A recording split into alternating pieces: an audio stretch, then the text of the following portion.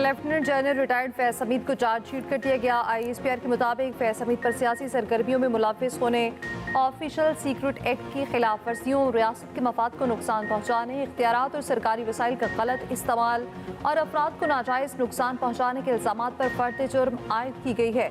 इंतशार, बदअमनी, पुरतशद्दुद वाक़यात में फैज हमीद के मुलव्विस होने की अलहदा तहकीकात जारी हैं।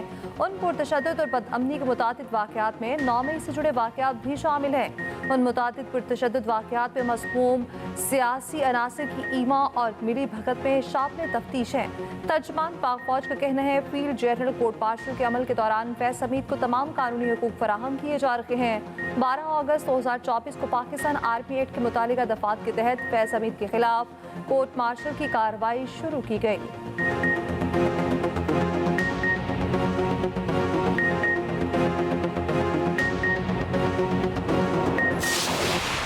फैज हमीद पर चार्जशीट फौज का अंदरूनी मामला है, उसका हमारे साथ कोई लेना देना नहीं।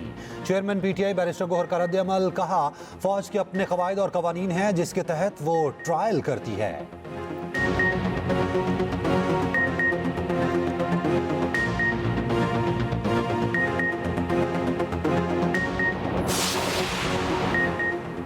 फैज हमीद पर चार्जशीट से साबित है अब कोई कानून से नहीं बच सकता। अब अगर बानी PTI को फौजी तहफील में ले लिया जाए तो हैरानकुन नहीं होगा। सेनेटर फैसल वाटर ने रद्द-ए-अमल देते हुए कहा, पहले ही बताया था सिविल नाफरमानी की कॉल इस ट्रायल से लिंक है। ऐसा नहीं हो सकता एक शख्स का ट्रायल हो और उसके हवारियों का ना हो। 9 मई से फैज हमीद, बानी PTI, बुशरा बीबी को अलग नहीं किया जा सकता। रहनुमा नून लीग सेनेटर तलाल चौधरी का कहना है चार्जशीट सिर्फ फैज हमीद नहीं PTI के खिलाफ ही है। साबित हो गया 9 मई को एहतजाज नहीं बगावत की गई। MKM पाकिस्तान के सेनेटर मुस्तफ़ा कमाल ने कहा फैज हमीद के खिलाफ चार्जशीट आइंदा आने वालों के लिए इबरत होगी। उनके लिए भी सबक है जो समझते हैं ताकत कभी खत्म नहीं होगी।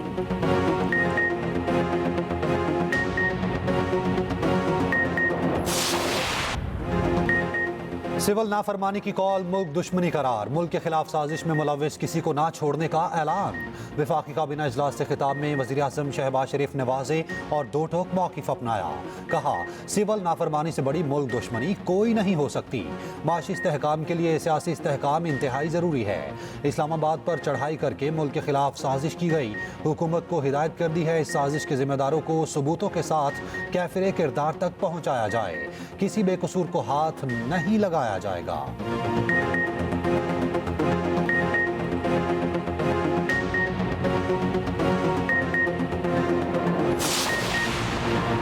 चीन और पंजाब का स्मॉग के खात्मे और जंगली हयात के तहफ़्फ़ुज़ के लिए बीजिंग पंजाब क्लीन एयर मुश्तरका वर्किंग ग्रुप बनाने का फैसला।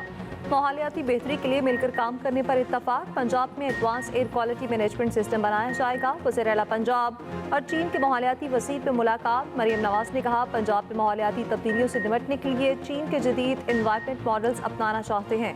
पंजाब में बड़े पैमाने पर शजरकारी के मंसूबे शुरू किए हैं। वज़ीर आला पंजाब के मिनिस्टर ऑफ इंटरनेशनल डिपार्टमेंट से भी मुलाकात।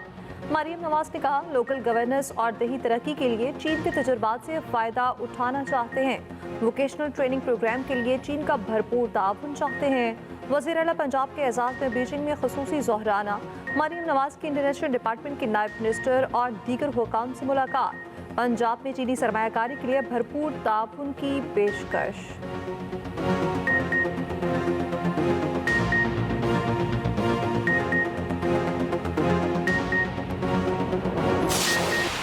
पहले T20 में जनूबी अफ्रीका का पाकिस्तान को जीत के लिए 184 रन का हदफ। डेविड मिलर ने 40 गेंदों पर 82 रन की जारहाना इनिंग्स खेली।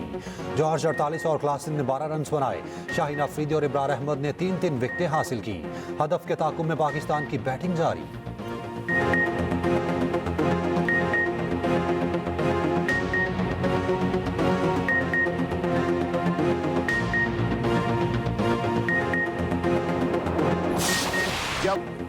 गंडापुर भाग रहे थे तो कारकुनान ने गाड़ी पर डंडे बरसाए। गंडापुर के गार्ड्स ने कारकुनान को गोलियां मारी। वज़ीर दिफा ख्वाजा आसिफ का इल्ज़ाम।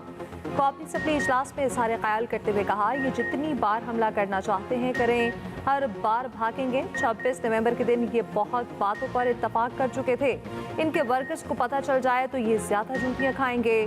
पीटीआई पे बहुत इख्तिलाफात हैं, हर शख्स मुख्तलिफ बयानात दे रहा है। अब सिविल नाफरमानी की कॉल दे दी, 10 साल पहले भी ऐसी कॉल दी थी, किसी ने कान नहीं धरा था। इसरार करता हूँ ये सिविल नाफरमानी पर स्टैंड लें। जैसे इनके 3 हमले फेल हुए, इनकी कॉल भी फेल होगी।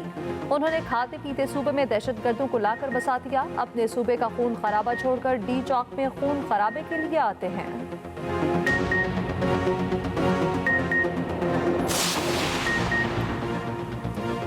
पुरअमन मुजाहिरीन पर गोलियां क्यों चलाई गईं? इंक्वायरी कमीशन बनाया जाए। ऑपोजिशन लीडर उमर अयूब का मुतालबा। कौमी असम्बली में बात करते हुए कहा, पीटीआई के 12 कारकुन शहीद हुए, क्लाशनकोफ नहीं मशीन गन से फायर किए गए। हम मुल्क को आगे लेकर जाना चाहते हैं। गिरफ्तार कारकुनान को रिहा ना किया गया तो सिविल नाफरमानी की तहरीक शुरू करेंगे।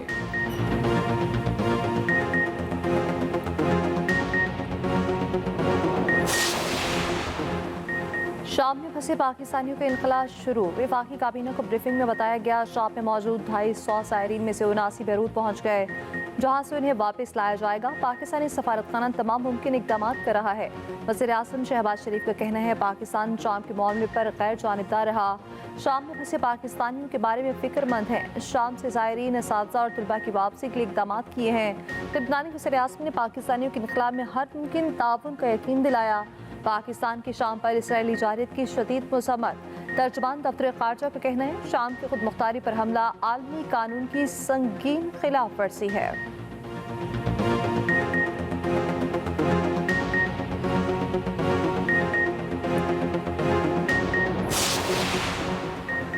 बैरून मुल्क से आने वालों को 1 से ज़ायद मोबाइल फ़ोन लाने की इजाज़त।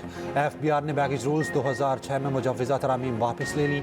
FBR के मुताबिक मौजूदा रूल्स के तहत बैरून मुल्क से आने वालों को 2 मोबाइल फ़ोन लाने की इजाज़त बरकरार। $1200 से ज़ायद की कमर्शियल अशिया पर पाबंदी की तजवीज़ भी वापस। रूल्स में मुजव्वज़ा तरामीम का ड्राफ्ट भी वापस ले लिया गया।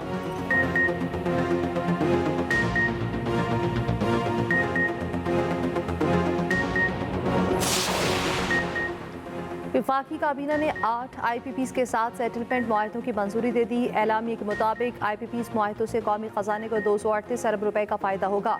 आम सार्फिन के लिए बिजली की कीमत कम होगी। वज़ीर आज़म ने कहा, आम सार्फिन पर बिजली की कीमतों में कमी की जाएगी। हमारे हर फैसले में कौमी मफाद मुकद्दम रहना चाहिए।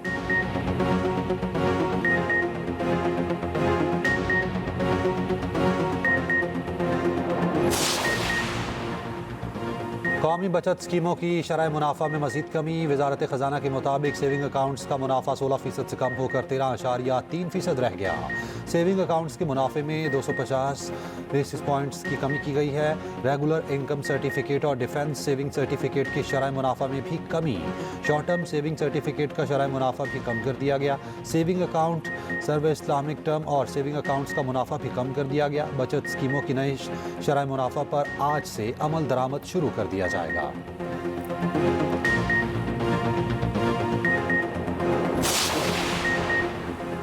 पीटीआई में ऑपोजिशन जमातों से राब्तों पर इख्तिलाफात। पार्टी ज़राए के मुताबिक फजल रहमान और ऑपोजिशन से राब्तों पर गंडापुर और दीगर रहनुमाओं में इख्तिलाफ। गंडापुर ने पार्टी रहनुमाओं को मौलाना समेत ऑपोजिशन से राब्तों से रोका। असद कैसर और दीगर रहनुमा मौलाना और ऑपोजिशन जमातों से मुशावरत के हक में हैं।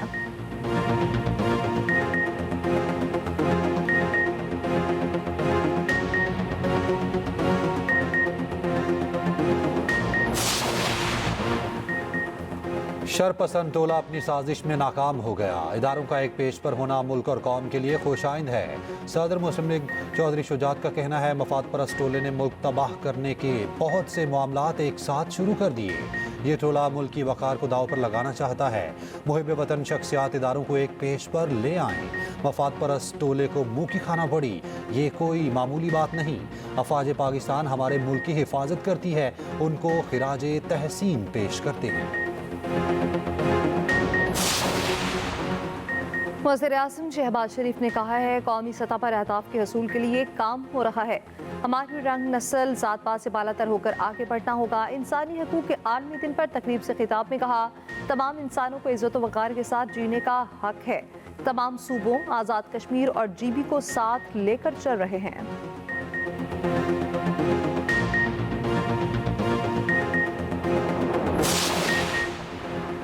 यख बस्ता हवाएं चल पड़ी, चोटियां सफेदी में छुप गईं। पंजाब के मैदानी इलाकों में सर्दी की लहर बरकरार। कलात में साइबेरियन हवाएं, दर्जा हरारत -6 डिग्री।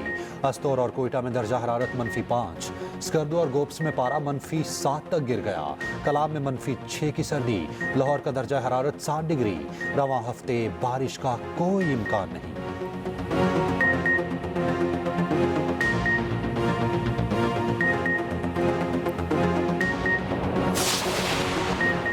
उज़्बेकिस्तान में Asian power weight lifting championship मुकाबले नूह भट्ट ने 1 गोल्ड और 1 सिल्वर मेडल जीत लिया। नूह भट्ट ने 400 किलो वेट उठाकर एशिया का नया रिकॉर्ड कायम कर दिया। इससे पहले 393 किलो का रिकॉर्ड ताइवान के पास था।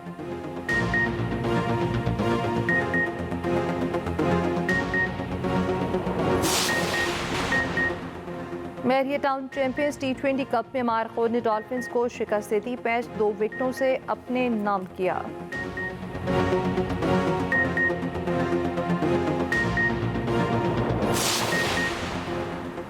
विमेन्स अंडर 19 का मैच बॉयज से पड़ गया। कराची में खेला गया मैच बॉयज ने जीत लिया। विमेन्स टीम एशिया कप के लिए 12 दिसंबर को मलेशिया रवाना होगी। पहला मैच 15 दिसंबर को रवायती हरीफ भारत के खिलाफ खेलेगी।